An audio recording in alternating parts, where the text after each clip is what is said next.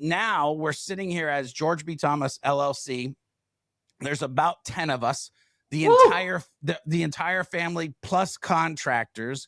And what's fun is we've even given birth to a new term because thanks to last inbound, by the way, we had to coin a phrase called the Feam. Because as we were walking around and people were like, hey, George B. Thomas, George B. Thomas, and I'm introducing my wife, my two daughters, my one son who was there with us. I have two sons. One wasn't there last year. And I'm saying, hey, this is my daughter. This is my son. My one daughter goes, Dad, can't you just tell him like you're part of your team?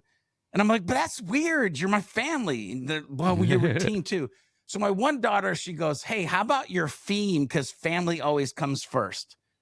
So, dude, I was like, there's a hook in that. Let me try this. So I started introducing them as the Feam. And as soon as I said, because family comes first, you could see the emotional buy-in from people.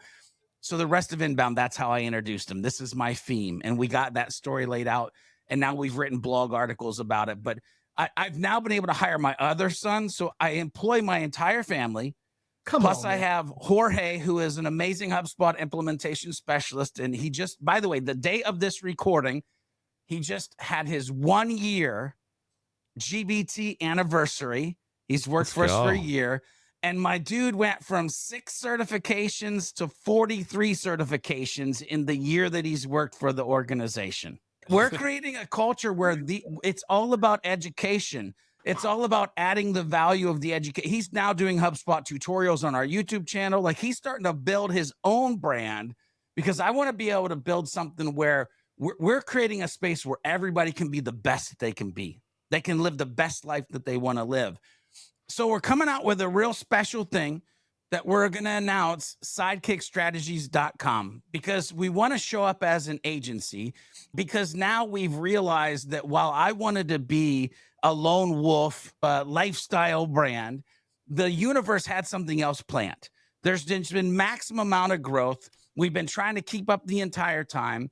I'm not trying to grow anything huge. I really don't care if I ever become like diamond or elite. Like that's not what we're chasing. We're trying to chase this plan of being significant in the community with people who love what they do. They love who they do it for, and they don't have to worry about having crazy, crappy clients. Like they just have clients that are like good humans, because the one thing with the ecosystem, the culture that I've been building is I've been repping the, hey, happy, helpful, humble humans for the last 10 to 12 years.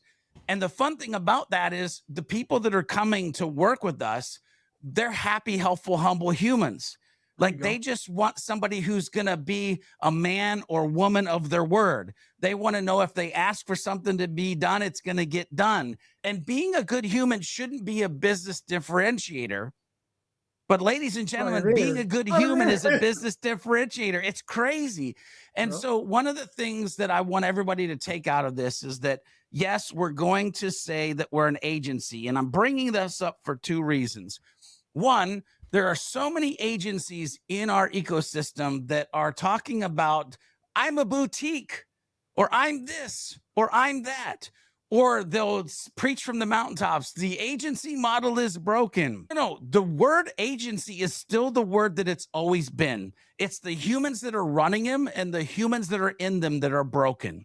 And I believe firmly that we can create an agency that doesn't have to feel like it's broken. And that is literally the mantra that I'm grabbing and I'm going with, is every step of the way, how do I build something that I can just fundamentally say, this is different. This feels different. It works different. It's just different. And when I say different, I mean in a better way. That my index of success is how happy the humans are inside and how much work is getting done for the humans outside.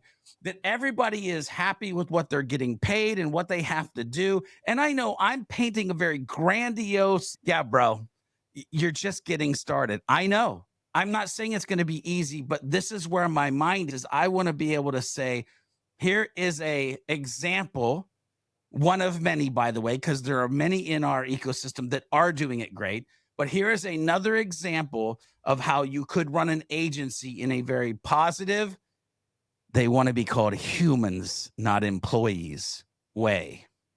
All you're talking about is the reason why we're this organism exists. It's a human, right? That we can get super esoteric and understand why we're here, what we're doing here, where we go, where we come from. But while we're here, all struggling together, the key word is together. Like we are all Yes. one.